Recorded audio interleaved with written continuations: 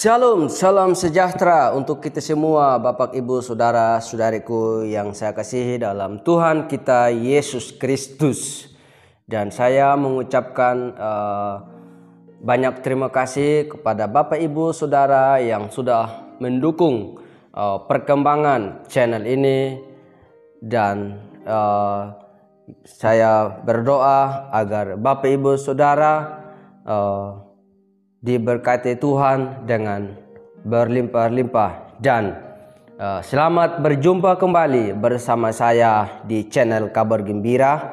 Dan pada hari ini kita akan menyaksikan bersama tayangan berikut ini, yang dimana seorang muslimah cantik, dia mengalami sakit penyakit di leher, yaitu bentuk benjolan dan turun ke payudaranya pada waktu itu.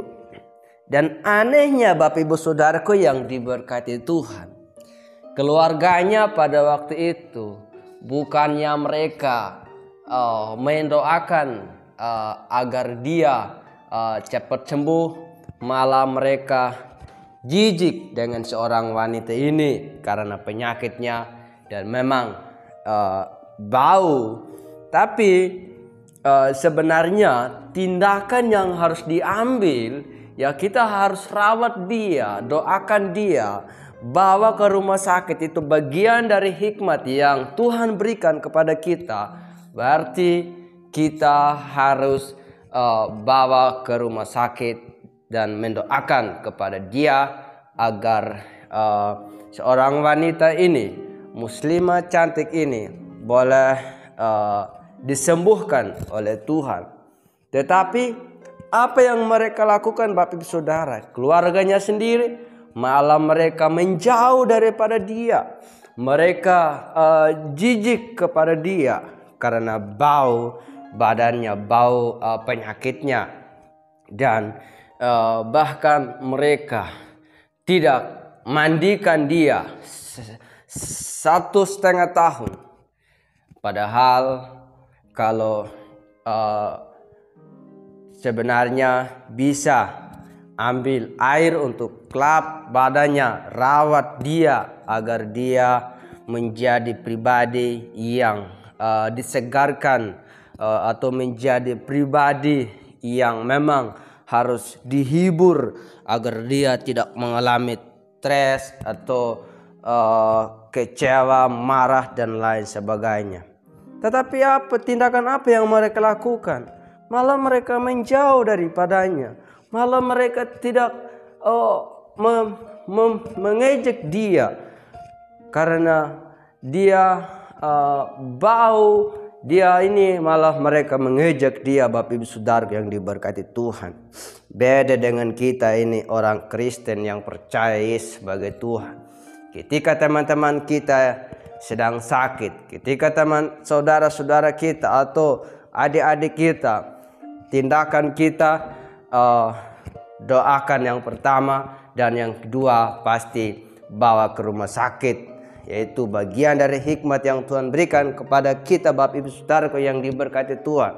Harus bawa ke rumah sakit dan merawat dia.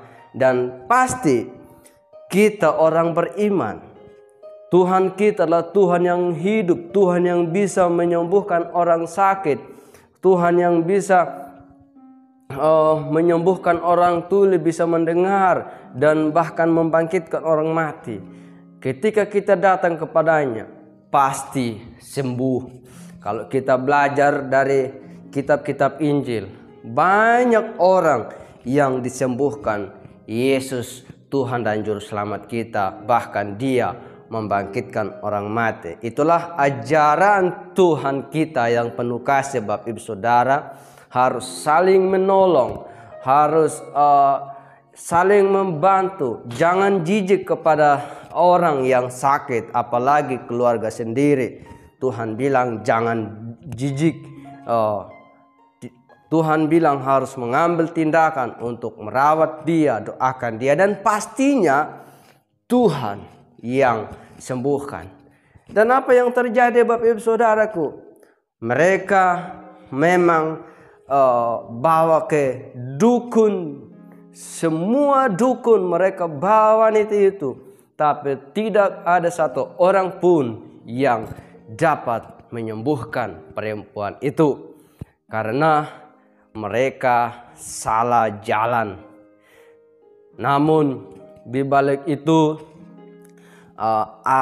Tuhan, ya, betapa besarnya kasihnya Tuhan kita Bapak Ibu Saudara, sehingga Dia kirimkan orang untuk mengenal seorang wanita ini, agar orang yang diutus itu, ya, saya yakin itu karena utusan oleh Tuhan, Tuhan yang mengutus, sehingga orang yang pindah ini dia bisa bertemu dan bisa bercerita, dan dia hanya kasih minyak untuk oleskan ke lukanya atau di penyakitnya pada waktu itu. Dan itu memang, ya, dia dapat bisikan Roh Kudus dari Tuhan sehingga dia harus lakukan. Dan apa yang terjadi ketika muslimah cantik ini pakai minyak itu, dia malah sangat nyaman, tidak merasakan sakit, melainkan dia tidur sangat enak, merasa diselimuti, dia merasa sangat senang sekali dan aman, tidak merasakan sakit. Bapak Ibu Saudara yang diberkati Tuhan, itulah cara Tuhan kita ini yang sangat luar biasa, yang sangat baik. Betapa kasihnya yang luar biasa kepada perempuan ini Bapak Ibu Saudaraku. Dan ketika orang ini memberikan minyak, mereka, ya, wanita ini juga malah dia bilang, ini jangan-jangan ini minyak babi. Dan dia, ya, sedikit takut. Ya, dia sedikit takut Bapak Ibu Saudaraku, karena ketika keluarganya tahu nanti, tentunya dia akan dapat marah, dan dia akan mungkin banyak hal yang dia harus dapat Bapak Ibu Saudaraku, dan hingga dia tidak terlalu suka dengan orang ini. Tapi anehnya dia suka minyak yang dia dapat itu dari orang tersebut yang Tuhan utus ke sana pada waktu itu Bapak Ibu Saudaraku. Dan orang itu apa katanya Bapak Ibu Saudaraku? Kalau kamu tidak mau berdoa dalam nama Yesus, ya, oleskan minyak ini dengan pakai nama Isa. Dan apa yang terjadi? Dia pakai nama Isa, di situ dia mengalami perubahan yang sangat luar biasa. Dan suatu ketika Bapak Saudara, karena sangat dibenci oleh keluarganya, sangat dijijik oleh keluarganya, dia mengambil jalan buntu. Dia putus asa Bapak Saudara, dan dia mau bunuh diri pada waktu itu. Pada saat dia mau minum baikon, ya, di situ Tuhan berbicara kepada dia. Dia didengar suara bahwa aku mengasihimu. Dan memang Tuhan sangat mengasihi orang-orang yang terluka, orang-orang yang merasakan sakit penyakit, dan semua orang Dia mengasihi Bapak Ibu Saudaraku. Asal saja saya dan Bapak Ibu Saudara, Dia buka hatimu untuk Dia. Dia tidak melihat latar belakangmu, Dia tidak melihat berapa banyak dosamu yang dilakukan atau berapa banyak kesalahanmu, dan Dia tidak melihat juga agamamu apa. Karena Tuhan datang ke dunia ini untuk menebus manusia, tidak pernah membawa agama, melainkan Dia melakukan dengan tulus, ikhlas, karena kasihnya tadi yang begitu luar biasa, yang tidak terbatas Bapak Saudara. Dan Dia harus memang mati untuk menebus umat manusia yang berdosa, yang sebenarnya tidak layak masuk dalam kerajaan sorga, yang tidak pantas, orang yang berdosa penuh dengan kedegilan dan lain sebagainya Bapak Ibu Saudaraku yang diberkati Tuhan. Dan ya, ketika perempuan ini dijamu oleh Tuhan, ketika perempuan ini disembuhkan oleh Tuhan, ketika perempuan ini berikan semua apa yang dia minta sesuai dengan kehendaknya Tuhan. Dia mulai mengambil keputusan untuk mengikut Kristus yang sejati. Dan tentunya dia harus siap memikul salibnya sendiri, Bapak Ibu Saudaraku. Karena keluarganya, terutama orang tuanya, mereka sangat fanatik dan tentunya sangat tidak mau dan bahkan dulu dibentak-bentak, dianiaya, diusir dan lain sebagainya. Tapi apapun itu, kalau Tuhan yang tarik, Tuhan yang memilih, maka tidak ada satu orang pun yang bisa menahannya dan tidak ada satu orang pun yang bisa melarangnya untuk datang kepada Tuhan. Karena Tuhan sendiri yang memilih orang itu, maka apapun caranya dia nggak akan mampu. Dan puji Tuhan Bapak Ibu Saudaraku, dia menjadi pengikut Kristus dan dipakai Tuhan secara luar biasa, sehingga sampai saat ini saya percaya itu semuanya karena kemurahan Tuhan. Dan saya mengajak Bapak Ibu Saudara-saudariku yang saya kasihi dalam Tuhan kita Yesus Kristus, jangan lupa untuk terus kita berdoa orang-orang yang belum mengenal Tuhan agar mereka boleh ditarik oleh Bapa untuk datang kepada Yesus Kristus melalui hidup kita dan melalui mimpi, melalui penglihatan, agar banyak orang yang datang kepada Tuhan untuk menyembah Allah yang benar dan meninggikan Allah yang layak disembah, yang layak ditinggikan Bapak Ibu Saudara yang diberkati Tuhan. Dan mari kita menyaksikan bersama-sama kesaksian ini. Shalom, selamat menyaksikan. Perkenalkan, nama saya Irma Oktari. Saya dari Muslim. Ayah saya orang Padang. Mama saya orang Betawi asli. Umur 17 tahun 2003 saya mengalami sakit penyakit. Ini kelenjar getah bening. Awalnya dia benjolan kecil di leher. Ada bekasnya ya. Ini yang pertama benjolan. Jadi dia benjol dulu, pecah, keluar darah, keluar nanah. Dia pindah ke sini. Ini kan kelihatan ya, tuh. Ini besar nih, panjang. Ini panjang. Itu diproses dulu. Karena waktu saya sakit itu setahun setengah. Setahun setengah saya menderita sakit. Berat badan saya 27 kilo. Waktu itu ya puji Tuhan, saya nggak kontrak, punya rumah sendiri walaupun kecil kita. Saya tidur itu di depan rumah. Tidurnya diasingin sama keluarga saya. Mama saya tidur di dalam kamar karena ini pecah, busuk, bau. Jadi bau. Dalam tubuh saya ini ada 4 bekas. Seperti ini, larinya ke payudara. Sampai hancur, sampai ya seperti ini. Pecah, bau. Pecah lagi. Ya itu prosesnya setahun setengah. Dan saya setiap malam, saya nggak bisa tidur waktu itu. Nggak bisa tidur, setiap malam saya merintih sakit. Jam 2 malam saya nggak bisa tidur karena ngebet. Kalau orang Betawi bilang tuh ngebetnya minta ampun. Terus saya merasakan saya kedinginan karena saya tidur di ubin. Saya udah kemana aja, ke dukun, ke alternatif, bolak-balik. Tapi cuma menjanjikan kesembuhan, nggak sembuh-sembuh. Bahkan saya keluar rumah, maaf, saya kalau inget-inget kejadian itu, saya menangis. Karena di saat itu saya merasa saya paling menderita. Saya keluar rumah, saya dikatain, lu mau tau gak cicir lepra? Itu kayak penyakit lu. Karena ini semua badan saya semua bersisik sampai ke sini-sini. Itu kan karena efek panas ya. Panas tinggi, jadi seperti itu efek sampingnya. Besokannya saya pengen keluar rumah lagi karena saya di dalam bosen di dalam gitu kan.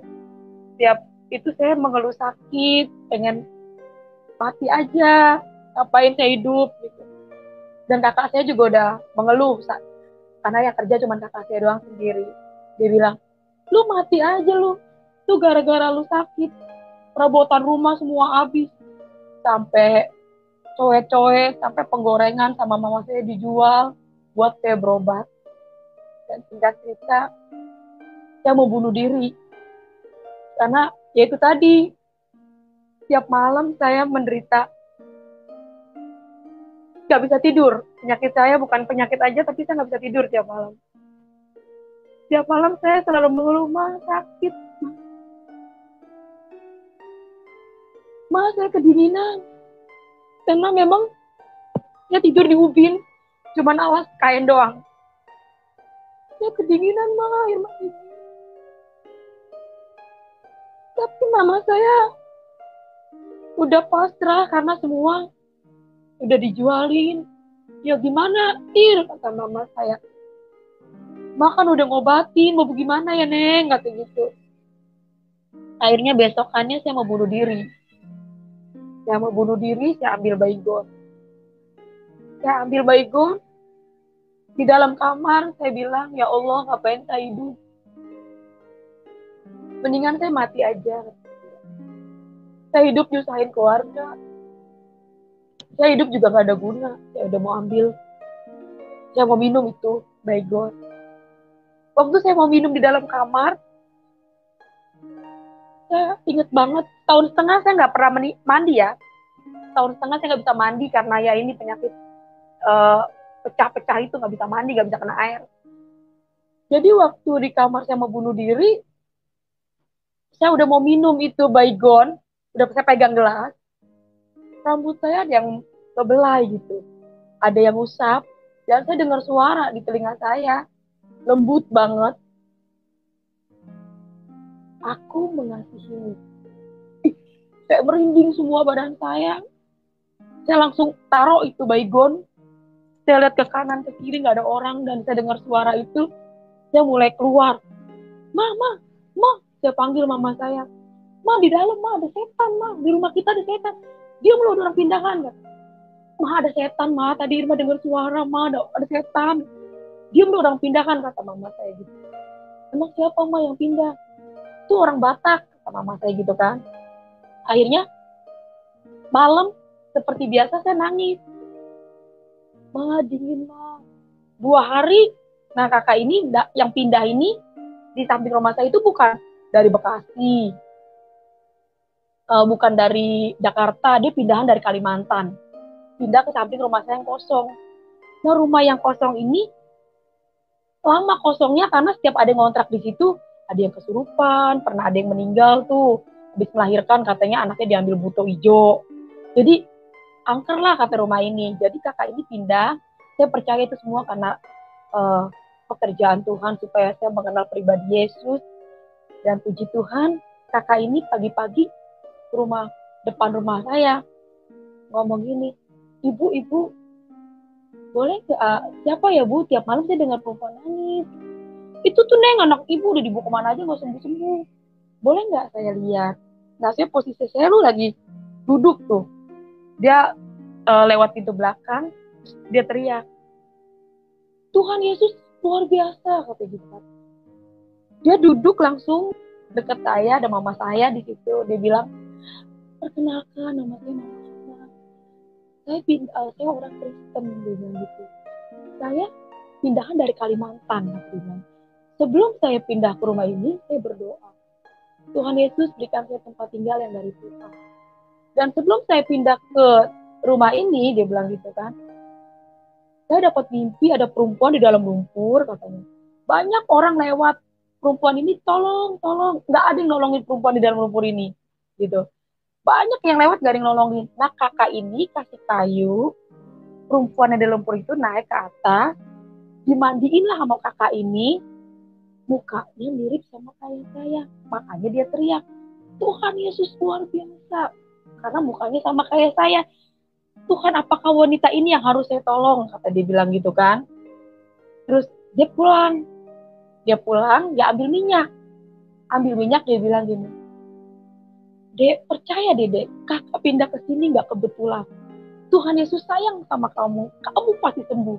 Itu di hati saya. Wah, ini orang gila. Saya udah kemana aja gak sembuh-sembuh. Kok bisa-bisanya dia ngomong, kamu pasti sembuh, dia bilang. Ini minyak dimuli, Dek. Cuman doanya pakai nama Tuhan Yesus, dia bilang gitu. Olesin ya pada bagian yang sakit. Kata dia bilang, kamu olesin ya, Dek, pada bagian yang sakit. Terus mama saya bisik-bisik, jangan-jangan itu minyak babi tuh, karena orang Batak kan banyak yang makan babi, jadi takutnya itu minyak babi. Saya tetap kekeh. Di hati saya, oh maaf Kak, saya nggak mau pakai, mendingan mati gitu. Tapi kakak ini, dia bilang, kalau kamu nggak mau nyebut Tuhan Yesus, sebut aja Nabi Isa, dia bilang gitu kan. Oke ya Dek, olesin ya pada bagian yang sakit gitu kan. Itu saya makin bertanya-tanya, dan yang ada di otak saya, di hati sih, saya nggak nyeplosin ke kakak ini. Wah, ini orang makin sesat aja. Nabi ya Nabi, Tuhan ya Tuhan gitu kan. Dia bilang kan Nabi Isa Tuhan Yesus. Akhirnya kakak ini pulang, minyak itu taruh di atas meja TV. Nah, seperti biasa, tiap malam saya mengeluh sakit, jam 1, jam 2, waktu saya mau minum obat, semua obat habis, yang dari alternatif, dari dukun, dari mana aja tuh semua obat habis. Dan saya percaya firman Tuhan itu iya dan amin. Bukan kamu yang memilih aku, akulah yang memilih kamu. Saya nggak pernah nyari Tuhan Yesus, tapi bangga banget Tuhan Yesus itu baik banget. Malam itu semua obat habis. Waktu saya di hati saya, waduh, kalau saya nggak ada obat aja saya nggak bisa tidur gitu kan. Apalagi obat habis.